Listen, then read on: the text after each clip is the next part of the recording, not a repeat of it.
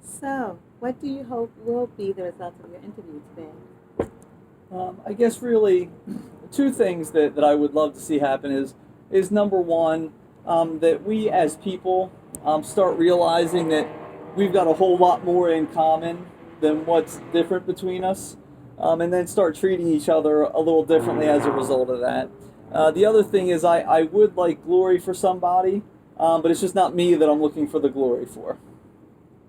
Thank you. Mhm. I'll repeat that because noise behind me. So, what do you hope will be the result of your interview today? Well, I think what I really would like to see is that people start realizing that we have a whole lot more in common and a whole lot more that we share than what's different between us, and maybe start treating people a little differently, realizing that we've got so much in common, really. And then the other thing is, I was actually looking to glorify and honor somebody. It's just not me that I was looking to glorify or honor. Oh, I see. Well, who do you wish to glorify and honor? Well, it's Jesus. Jesus. That one that we've been talking about, because I have to tell you, um, I didn't do this really because it was in my heart when I saw it. To be perfectly honest with you, as a Samaritan man, um, I just had a grudge and really a hatred in my heart for Jewish men, unless you prove otherwise, when I met them. And so when I saw a Jewish man by the side of the road, really, I was ready to just keep on walking. Really? And, Oh, yeah, and then on top of that, as I'm walking and I'm getting closer to him, I see a priest walk by, right? oh, And a priest is very respected in the community, and a priest is kind of that bridge really between man and God. And to see him, he actually crossed over the other side of the street, walked on by the man, and then after that, a Levite, a Jewish Levite. So these are Jewish men. A Jewish Levite comes along, and he same thing. He works in the temple. He plays the music for the worship, and he crossed over the road and walked by the man. And I tell you, I thought at that moment, I'm like, man, I wonder what this guy did to deserve to be in this situation. oh my goodness. I'm a little shocked to hear that, Mr. Samaritan, for the reason that you were so very kind and generous to him. Well, because as I saw these things, and I started thinking, Jesus back when he was teaching, he said that you've heard it said, love your neighbor and hate your enemy. But he said even that is not enough, that just loving our neighbor is not enough. That we really need to love our enemies as well. We need to pray for those that even betray us, even those that come against Oh us. my goodness. Yeah, so I mean, that as those words rang in my head, things kind of started to shift. And he said, that God, sends the rain on the righteous and the unrighteous alike. So even people who have done you wrong, that God provides for them every day as well. And so that's really what kind of started to shift my mind. I mean, I think about it, and if God created them the same way He created me, then who am I to judge the value of their life, or who am I, and especially who am I to say, well, what did they do deserve to be in that position? Yeah. Well, Mr. Samaritan, that's quite a paradigm shift. Can you tell me, so what happened when you actually encountered this man?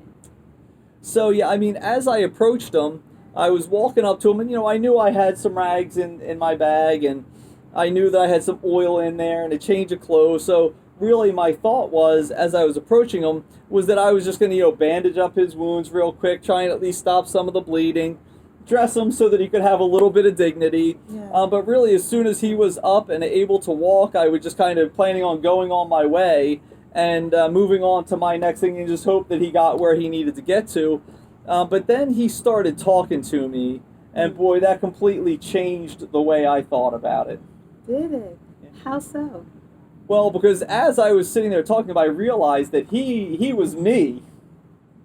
He was you. What do you mean, Mr. Samaritan? Well, not literally me, Oh, but as I got over to him and he started talking to me, and I realized how much that we really were alike, because first thing he started talking about was his son. His son's 12 years old, really the same age as my son. oh, interesting. Started talking about my wife, and they sounded very very much alike. And then he started then he started going on. I guess things started, as the pain kind of started to subside. He started thinking about other things in life, and started saying, well, you know what? They took all my money. They took all my valuables. He didn't know how he was going to pay his bills. Didn't know how he was going to feed his family. And I'm sitting there thinking, boy, you know what? That's probably exactly the way I'd be feeling at this point in time. And then some other things, like he has sick parents that he helps take care of, which I do as well. So as he started sharing all these things, I realized really just how much we were alike. Wow. That's so interesting. And so you bandaged him up, and you applied the oil, and you got to talk to him and learn more about him. Yeah. What happened after that? This is the place for the commercial break, right? Wait, you should add something. Okay. So we'll just edit out that part. So. We'll just edit out for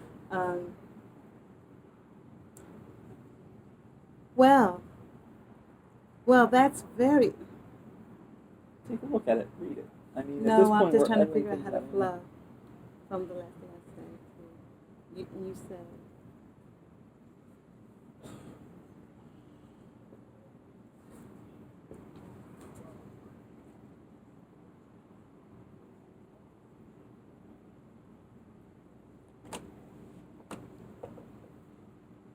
So the last thing I said was realizing how much we were alike.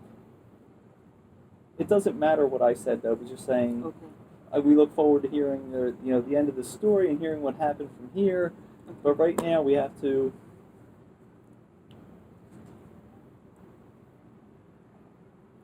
This is so funny. Try some shaving cream.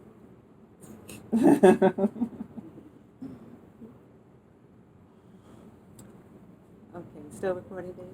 Yep. Wow, that's so interesting. We look forward to hearing more of this story, but before we do, we have to take a break and have a word from our sponsor. Please stay and don't you Redo it with your glasses on, because you're putting your glasses on as you're saying it, but you had your glasses on already. did I think, didn't you?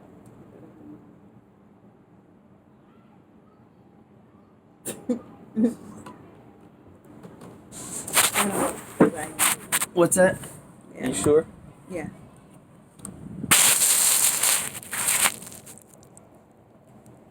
My goodness, that is certainly a shift in. Sorry.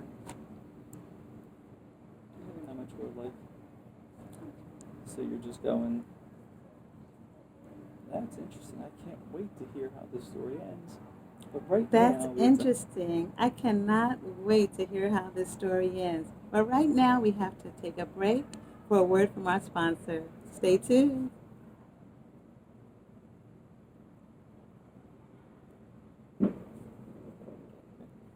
Now I'm going to put them on as a background.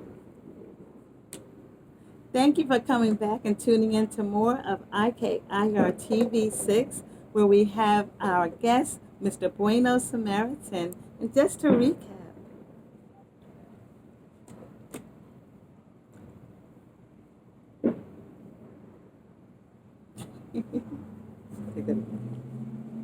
here in the background. Thank you for coming back and tuning in for more of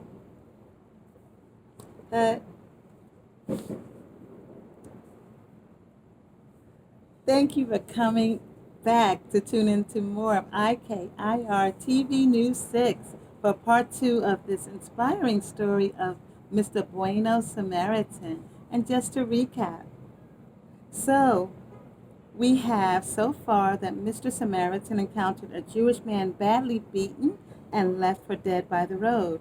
His initial reaction as a Samaritan man was to just walk on by, but lessons he learned from the man Jesus pushed him to actually help the man. As he was bandaging the man's wounds, he realized that this man that he had previously despised in a lot of ways was just like himself. So tell me, Mr. Samaritan, what did you do next? So, once I had gotten to know him a little bit, I couldn't just leave him there as I was planning on it once he was a little better. So I actually put him onto my donkey, and I led him to an inn. I gave the innkeeper a couple denarii so that he would have a nice, comfortable place where he could lay down and rest and recuperate a little bit. I had to leave because I had some personal things I had to take care of, but he seemed to be doing much better. So I did, I kind of left them there with everything that I could, and then just kind of, headed on out. Wow, Mr. Samaritan, that is absolutely wonderfully generous. One of the other things Jesus taught on that mountain, Oh, one of the things that he said Jesus was, again. he said, "Blessed are those who are merciful, for they will be shown mercy." And I tell you, I think back on my life, and there were a lot of times when I needed mercy. Me too. And I'm not a young man anymore, but I'm not that old either. So I'm sure that there are going to be some times in the future where I'm going to need mercy. So it's definitely seemed the right thing for me to do, to be merciful, to show him mercy.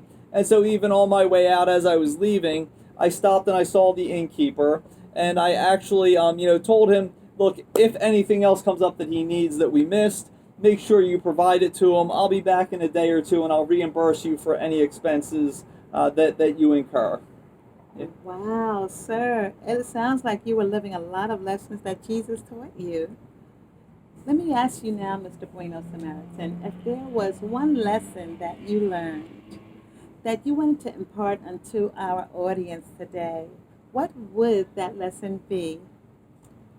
Well, I think probably the lesson would be really just to as you when you see other people out there, other people that you see.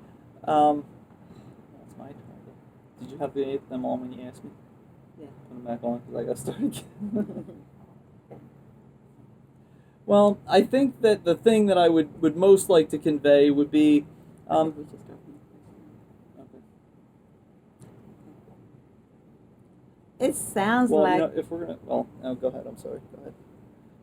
wow, Mr. Samaritan, it sounds like, well, let's get a little editing thing for you. 1, 2, 3, excuse me. I have to edit that out. 1,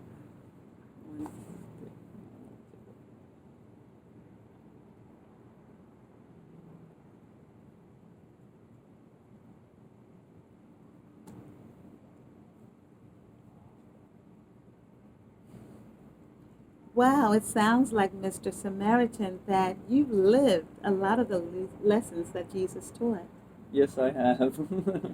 If there was just one lesson, if I may ask, that you wanted to impart into our audience today, that you wish that all would live by, what would it be? I think that lesson would probably be um, really to look past the surface of things. I think, when you see other people on the surface, they look a lot different than you. They may seem to have different beliefs than you. But really, we all do have a whole lot more in common, as I said before, than what we have different between us. Sometimes we use these silly things to put barriers between us, like a person's the color of their skin, their nationality, their gender. And so sometimes when people are different, we tend to treat them differently. So I think the thing that I would really say, the advice to give is, we all have times in our lives where we have an opportunity to take advantage of somebody. We all have opportunities where we see someone being taken advantage of, and we have an opportunity to stop it. And what I would say is just instead of letting those feelings of prejudice or anger, or even maybe the most dangerous one might be indifference, rather than letting those feelings control how you react, like stop and think to yourself, that could be me in that situation. That could be my mother, it could be my father, it could be one of my sons or daughters, it could be my cousin, it could be my best friend, it could be my niece, my nephew. And then when you're deciding how to act, really think of it from that perspective than all those things that we've been taught over the years, reasons to distance ourselves from people. Wow, that is wonderful advice. I believe that the world would be a much better place if we accepted that wisdom from Mr. Samaritan. Thank you, sir, for your time today and for sharing with us. Oh, it was my pleasure. And you did, I'm sure, accomplish your mission of glorifying the man Jesus today. Praise God. Yes, all the time. Thank you so much for tuning in. We invite you back to tune in again to IKIR TV 6 News, where God loves you, and so do we.